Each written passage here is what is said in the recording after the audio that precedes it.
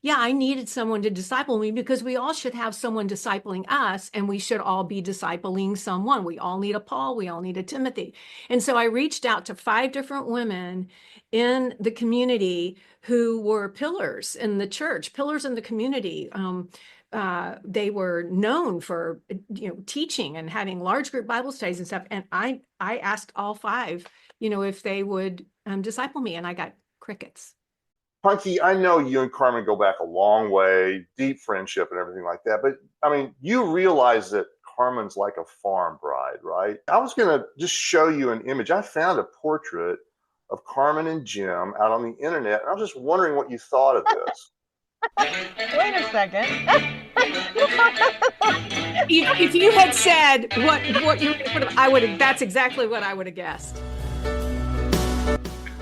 Hello, everyone. Dennis Allen. Welcome to the Disciple Dilemma. We have 2 very powerful women on the podcast today. Punky Tolson, who in Dallas, Texas, is doing a great job with Life on Life with Punky Tolson. She's been an actress. She is working one-on-one with a lot of women. She's part of the Tolson group. A lot of discipleship happening with that beautiful crowd. We're going to listen to her talk to us today about her experiences in one-on-one and walking along in life with people. And also with us, Carmen LaBerge, the Reconnect with Carmen on Faith Radio, author, podcaster. Carmen is with us too, talking about women. We're talking about discipleship. We're talking about disciple making. This is a great conversation. As we talk about discipleship, and of course the podcast, The Disciple Dilemma, is really trying to have a conversation with leaders saying, do you have a clue? Do you really understand how hard it is? People have never been exposed to the kinds of things that Carmen and Punky are talking about. Do you really understand that your church is a marvelous gymnasium? And it's great to work out in the gym, but people don't understand there's a door over there that goes out on the playing field. Well, let's break that tradition of staying in the gym and not getting out on the playing field. And these 2 ladies, Punky and Carmen, are going to help us untangle that problem as we talk about who are you withing with. Here we go. Folks, welcome to the Disciple Dilemma. We have on the show today an actress, 2 authors, an academic from Princeton, the radio host of The Reconnect on Faith Radio, 2 women who do a lot of work for Christ. They're heavy lifters. They may not look like they are ready to go on the Terminator, but they definitely theologically are heavyweights, and we want to talk to both of them about this today. So I'm going to start out by welcoming our very first-time guest, Punky, who is also on her birth certificate known as Karen Tolson, to the Disciple Dilemma. Welcome, Punky. Thank you very much. I think you oversold me as a theologian, but thank you. I'm glad to be here. Well, we're looking forward to exploring life with Punky Tolson, right? The Life on Life podcast. That'll be great. And returning, which I think her publicity team is telling her is not in her best interests, Carmen LaBerge, who has always helped us make a better lift and a better play on the Disciple Dilemma. Carmen, thanks for being with us again today. Absolutely. It's my joy.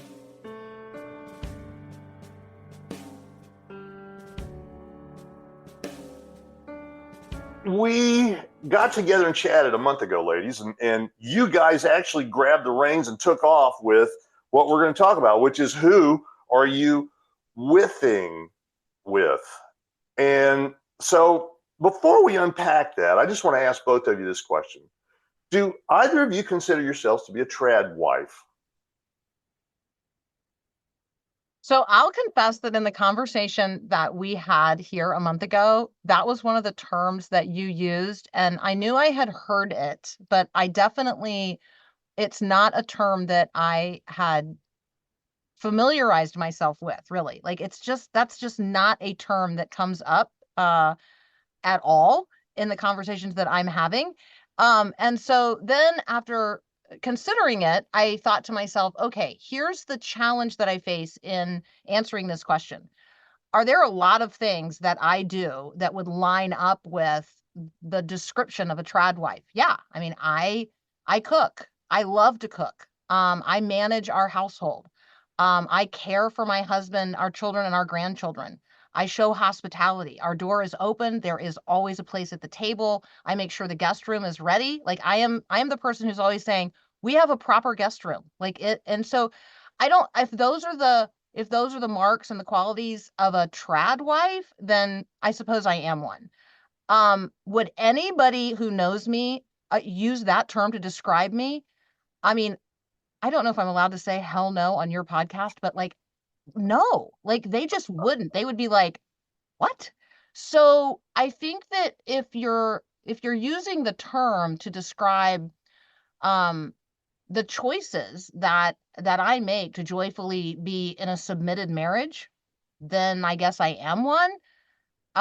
Do I have a very full, robust, fulfilling life where I feel like my gifts, talents, and abilities are all used, and my husband absolutely 100% not only supports but contributes to all of that? Yes, absolutely. So, Punky, I'll pitch to you with that question. Yeah, thank you. And thanks again, Dennis, for having me on. I, like you, Carmen, had not heard that term before. And I guess I really have never thought of myself as a traditional anything. And I'm not saying that with any kind of bragging, but just I've never really felt like I've done anything the traditional way. Like you, Carmen, I would say, as far as my marriage goes, yes, I'm submissive to my husband. He is the head of our home. I fall in line biblically with what the Bible lays out for a wife and what a husband-wife relationship looks like. I do tend to the home fires, and all that comes with the domestic side of our home. I do have some help in the home from time to time to help keep it clean, because there's a whole nother aspect of my role as a wife in supporting John in his ministry. And not only do I support him and submit to that and come under him with strength, I also work alongside him in ministry. So that right there is not the typical. It wasn't in the case of his first marriage either, but I come alongside him to support what he's doing with the Lord, but also to work alongside in that same capacity of ministry outside of the home, vocational ministry. That's really what we do, is vocational ministry. So I do all of those things, much like Carmen. I teach, speak, write, all of those things, and disciple women. So there's that part of it, and I am 100% happy, satisfied, content in being a submissive wife. But my husband, I will say,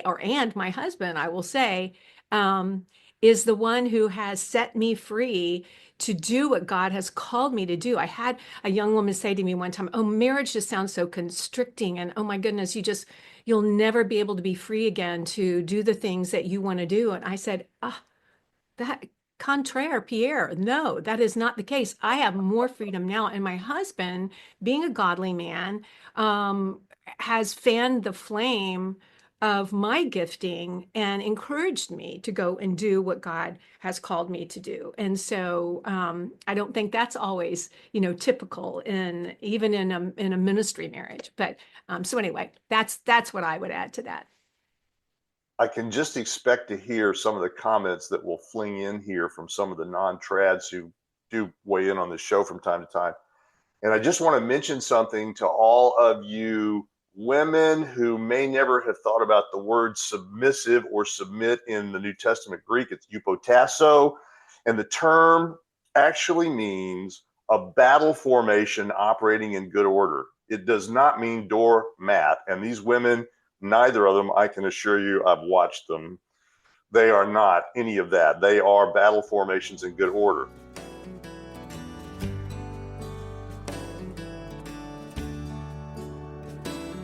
What in the world did you two mean by withing, as it contextually fits with disciples of Jesus Christ? Who wants to pitch the ball, since I was sort of just watching in wonder as you began withing and with?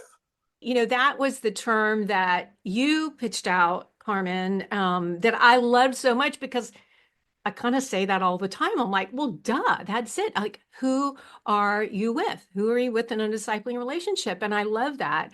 I love that, Jesus is our Emmanuel with us, and God is all about being with his people. And that whole withness of God permeates everything in the gospel. And so it makes perfect sense that in disciple making, Jesus, actually in one of the gospels, I think maybe it's Mark, where he says, and he called those he wanted to be with him. The reality is, if somebody's not with me to see how I respond or react to my children, my grandchildren, my parents, my neighbors, my friends, my enemies, people who disagree with me, people, my colleagues, like, right, you have to be with somebody to really know them. And if we're going to disciple, if we're going to be in discipling relationships, there is time, not just in Bible study or not just at church, quote unquote, but there is really time with each other. You think about Jesus bringing the disciples with him. It's not like he said, okay, I'm calling you to be my disciples, but you can stay at home and periodically I'll pass through town and we'll touch base, we'll check in, or, I'll mail it to you. I'll send you a letter from time to time and that will give you some instructions. No, I mean, they needed to be with him so that the pattern of their life could become like him, so that their character could become like his, so that they could walk together. I mean, the image there of being yoked to Christ. Like, are you with me? Like, do you fit literally under the same shawl or stole that the rabbi would wear? Are you standing close enough to him that he can cast that over your shoulder so that you can be with him? You can literally learn to walk step for step with Jesus at his pace, the pace of grace, in the direction that he wants to go, even scary places like Samaria. I mean, like all the things that we know the disciples experienced because they were with Jesus. Now, just because you went along with him, come to find out at the end of his life, not everybody that traveled around with him was really with him. So there's layers of witness, because we find out at the end that Judas was never really with him. Mm-hmm. He was in the group, but there wasn't total buy-in there. He did not receive and accept Jesus for who he really was, and he never became a genuine disciple, a person who would go on to make other disciples. If that's how we sort of evaluate whether or not you are a disciple, have you made a disciple? That's sort of the evidence that this thing is working generation to generation in terms of discipleship. So that's some of the that's some of the things that come to mind when I think of discipleship as a process of being with one another as each of us is with Jesus.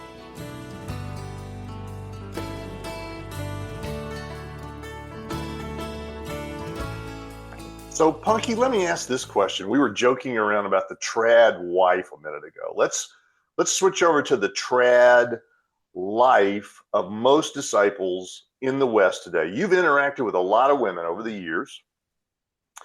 In fact, I think you actually have a story about your initial attempts as you got to Dallas to try to have somebody come with you, ahead of you perhaps. And you can recount that story. How'd that go? How is the traditional disciple that you're encountering's withing going out there? What do you experience as you meet these people? I was 46.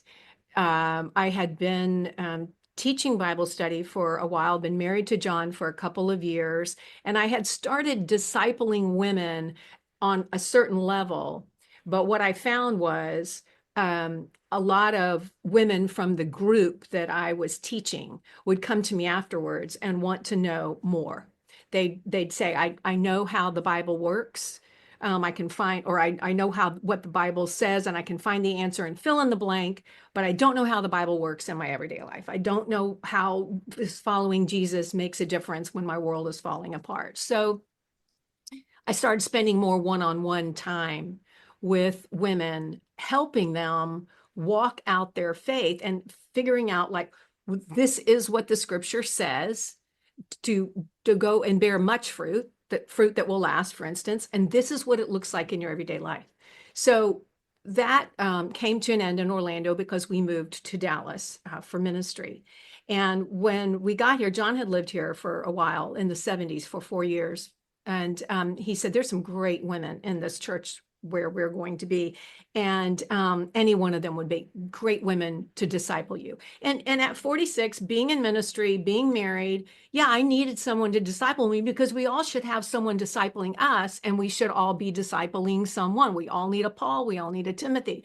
And so I reached out to 5 different women in the community who were pillars in the church, pillars in the community. They were known for, teaching and having large group Bible studies and stuff. And I asked all 5, if they would disciple me, and I got crickets. Nothing. One person said, I don't feel qualified to disciple you. So I thought, okay, maybe they don't understand what I'm looking for. I want someone to come alongside me and help me walk it out. I'm a newlywed. I need help there. I'm new into ministry as a married woman. And so I got crickets. So I thought, okay, this is something that's lacking here. And so maybe just haven't found the right people. But as far as the community where I am, the place where God's planted me here, I need to start helping women do this. And if I can't find someone to help me, then I just need to be the woman I wish someone would be to me. And I figured it out. My husband was a great resource. At the time, he was writing the book that we used called The 4 Priorities, to give me like a guideline, just something to follow. But my heart really went out to women who I saw in church in multiple Bible studies throughout the week and would say they were being discipled. And yes, that is discipling on some level. But what we're talking about, being with someone, withing with someone, and being the kind of disciple that Jesus is talking about in Matthew 28, where he says, now you disciples that I've been with for 3.5 years, now you go make disciples and be with them and baptize, teach, and all these things. And that was deeper for me. That was something deeper than just go to a Bible study, go through all of these books of the Bible and you've been discipled, or go to a program and you've been discipled. There's something that only happens, like Carmen was saying earlier, there's something that only happens when you are one-on-one with someone, or maybe one-on-two, but really that one-on-one relationship. That is what's missing. And that's what I still don't see happening a lot where I am. So I've prayed, and the Lord's brought me women. I've prayed for younger women, older women, just women that I can pour my life into and be with and help them and raise them up so that they can do the same thing, but help navigate life through God's word.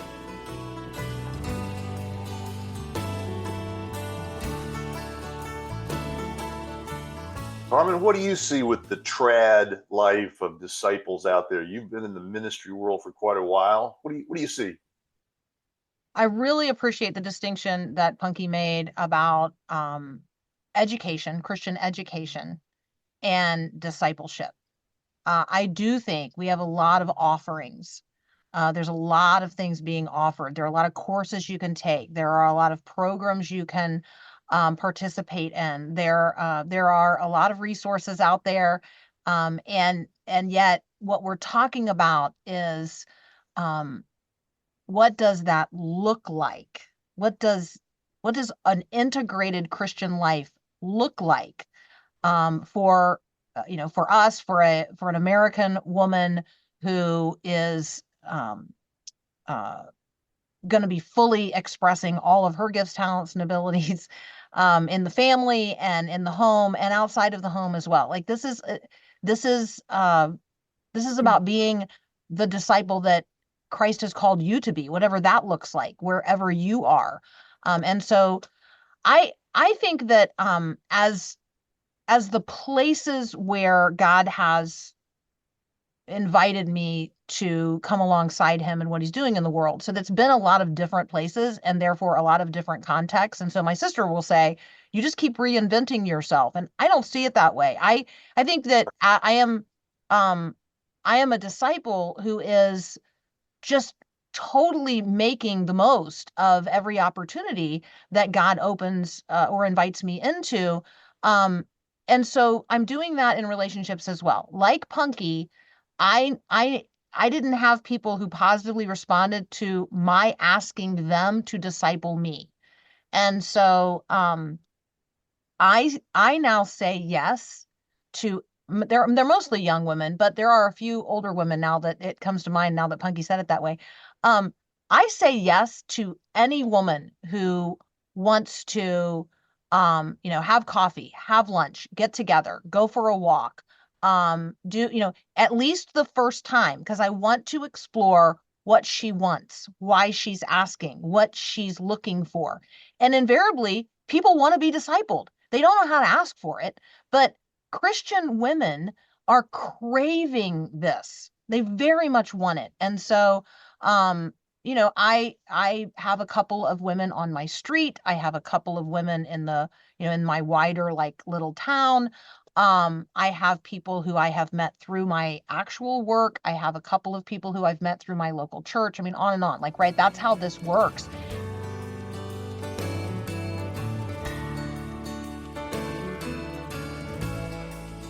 Carmen, here goes Punky again. She's trying to load me up. I need help here. I'm just trying to be a good Christian, go to church, put some money in the offering plate, check in on a Bible study once every couple of months, whether I need to or not.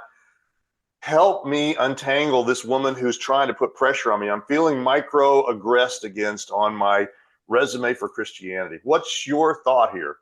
Dennis, you have permission to stop all of that because none of that is really about discipleship. None of it. Whoa! It's just not. That's not. I mean, I guess here's the question that I would ask. Are you satisfied with what you know of God, and are you satisfied with the life you have with him? If you have the opportunity now to be living with the one you're going to be living with for all eternity, and knowing as much as there is to know about his heart's desire and his character and his ways, and to get to advance his kingdom purposes as far and and much as possible in this lifetime. Like, are you satisfied that all of that is happening to its absolute maximum in your life right now? If the answer is yes, then great, because I don't know how to disciple you anyway. So, but if there's an ache, if there's a gnawing sense that there's got to be more to this discipleship thing than checking off boxes and dropping, some extra change in the plate or whatever the formula has been, there's got to be more, like, right? It's got to be more than this. This can't be it. This radical life that Jesus died to give me has to be more than this. And you're right, it is more than that.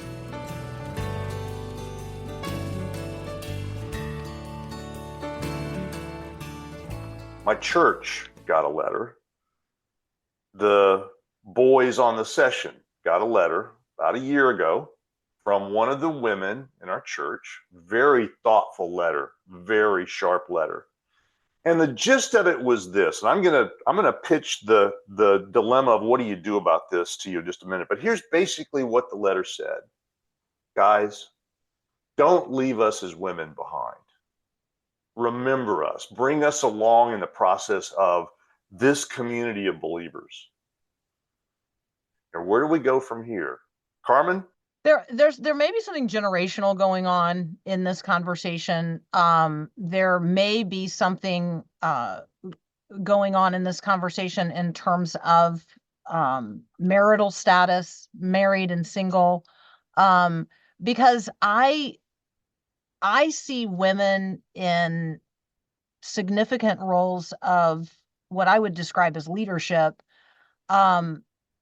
I mean, in terms of authors and speakers and podcasters and influencers and people in ministry leadership, who are women. And so if that's not being reflected and duplicated at the congregational level, then there probably is something that those who are in formal positions of leadership, the pastor and the elders or the session or whatever it's described as, the board of deacons, they should probably be paying attention to. And that's not to say that I'm advocating for, women being in ordained positions of leadership in churches where that's not affirmed. For anybody that knows my story, I'm like, I've been there, I've done that. I see no value in it, and I'm a whole lot more free as a layperson than I ever was as a person who's ordained. Well, and I would ask them too, how do you feel excluded? How do you, can you articulate? I like the idea about sitting down, having a chosen watch party and look at how women were included in Jesus's ministry. I mean, in the first part of Luke 8, he talks about, names all these women, and they were critical to Jesus's ministry. They served Jesus, and they did so gladly, and they provided for him out of their means, and it was a big deal. It was a big part of Jesus's ministry. So I wonder sometimes, though, if women, and it, yeah, maybe it's a generational thing, maybe it's a cultural thing, if they're not saying, well, we want to be on a par, we want to be on the same level, we want to, we want that recognition or whatever, instead of, I want to do what God's calling me to do. And do you feel repressed in that in any way? Is your church saying, no, you can't be a Titus 2 woman and teach the younger generation and help the younger generation to do all of those things? Or do you feel left behind because you're not getting noticed for things like men are? I don't know if your church has only male elders, and maybe they don't like that, and they think that women should be elders or whatever. But I do think some of that comes from our culture, even within the church, where there's got to be this equality of, well, if you've got a man doing this, then you need a woman doing this. And I disagree with that. I think that if we're looking at what God's called us to do and God's told us to do, I think churches and church leadership need to foster that and fan that flame. But if that's not happening in your church, which I don't think it's not happening in your church, then there's a problem. If women are being repressed and told, well, you can't do that. You can't disciple, or you can't do this with this group of women.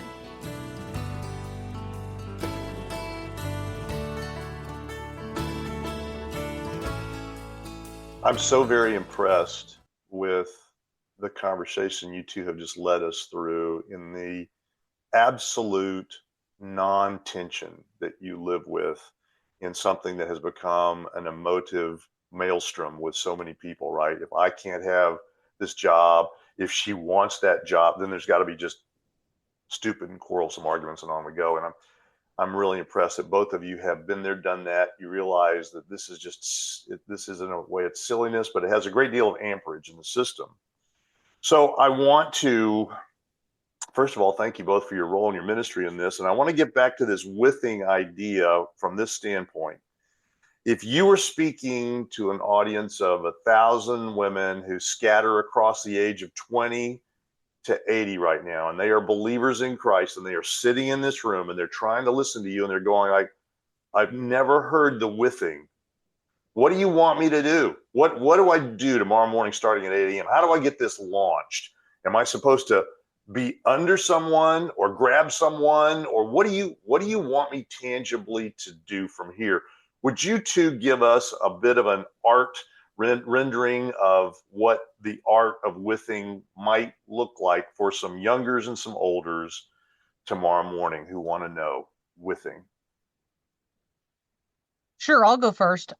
So I'm so glad you introduced a different preposition in there to this conversation, because with is a preposition. And so this is not a pronouns conversation. People want to talk about preferred pronouns in relationship to identity. We want to talk about being with Jesus. We want Jesus to be the centerpiece of the conversation. And this is a conversation about being with him.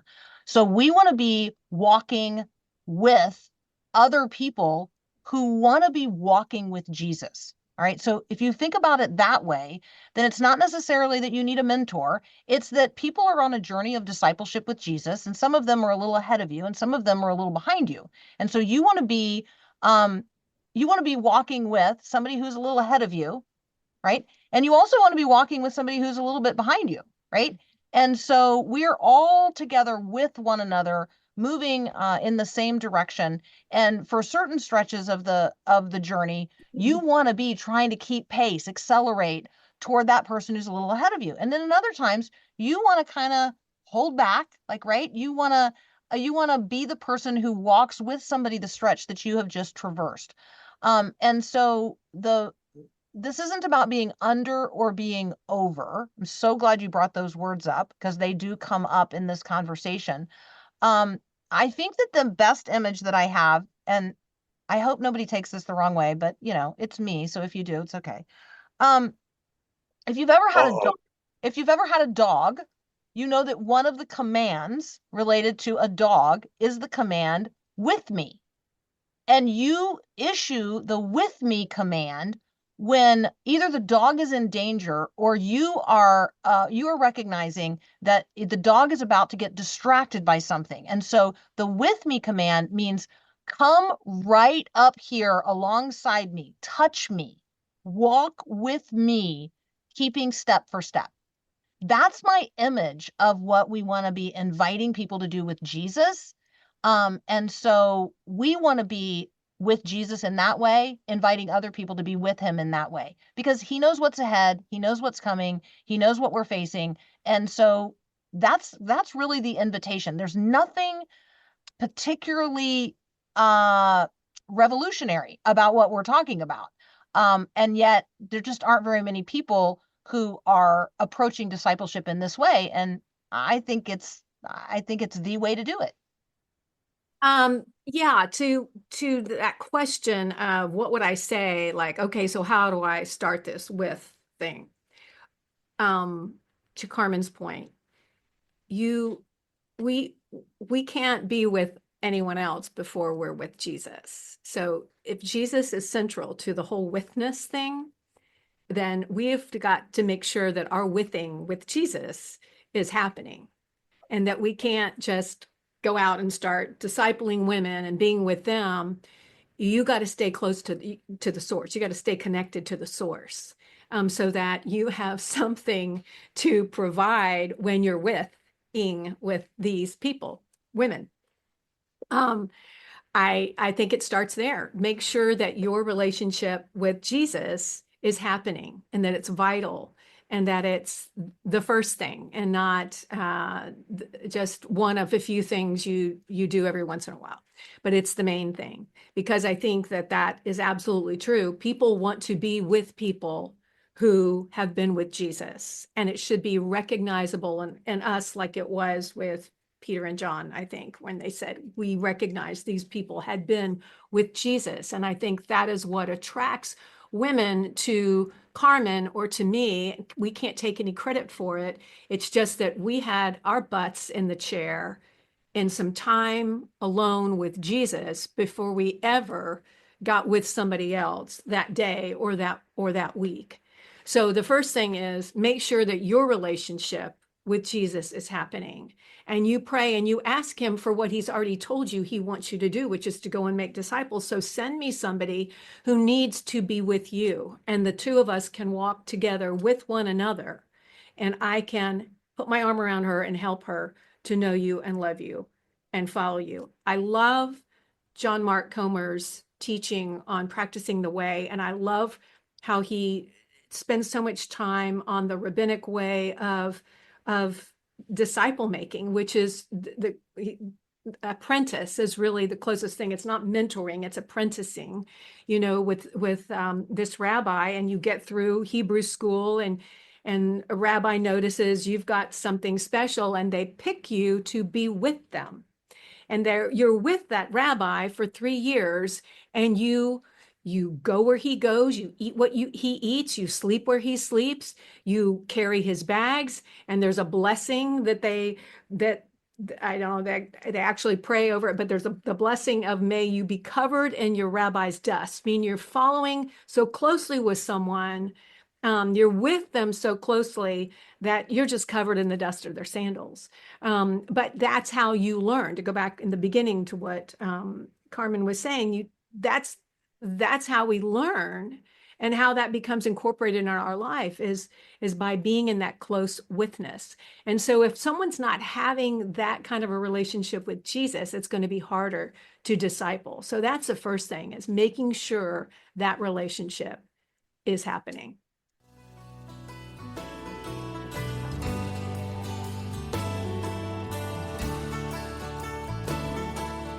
Punky, you've got a podcast, Life on Life. Talk to us about it. How do we get in touch with you? How do we creep your world so we can connect if there are women who want to talk to you? Okay, if I've got a website, punkytolson.com. I do have a podcast. That podcast came about solely as another way to disciple women on a certain level, and talking about real life things, and just things that I actually hear from women that I disciple, and speaking to those things. I write a weekly message, and then I do one-on-one disciple making and small group disciple making with some young women that I have on Wednesday nights. But the best way is punkytolson.com, or you can listen to the podcast prior to taking a break from that, and that'll be on hopefully in the next few months. So as Punky's been talking, you've seen on the screen, folks, Punky's website and her address, so you can chase down what she's up to. But this is a disciple maker who is working in a withing world with people. What a great thing to be connected with you. Punky, thanks for being with us today. For having me. It's been fun. Carmen, as always, how wonderful. But because people are curious, how do we get into your world with the Reconnect and CarmenLaBerge.com? Talk us through that. Yeah, so the website, CarmenLaBerge.com, is absolutely the easiest place to connect in. I do a monthly newsletter. That's just for people. You have to scroll all the way down to the bottom of the page, but that's really where I do, I would say, like the one-on-one version that goes out to everybody. And then every day on air on the show, we are having these kinds of conversations. We're just doing so across a wide variety of subject matter areas and with a number of different people. But folks could tune in to the show. You can check it out as a podcast. I mean, it's repurposed 100 different ways. So CarmenLaBerge.com is the best place to just find all of it, and all my social medias are there as well. Carmen, thanks for being with us today on the Disciple Dilemma. Love it. Thanks so much. I've loved this. Would you help the church think more about discipleship? Would you help us get the conversation started to talk about the biblical discipleship Jesus gave us? Please follow us. Our website, www.thediscipledeliema.com. You can find us on YouTube, LinkedIn, Instagram, Facebook, and all the RSS feeds. If you'd follow or like us, you'll help us get leverage in the digital marketplace to talk about the fact that discipleship needs to be talked about. And as always, folks, thanks for listening.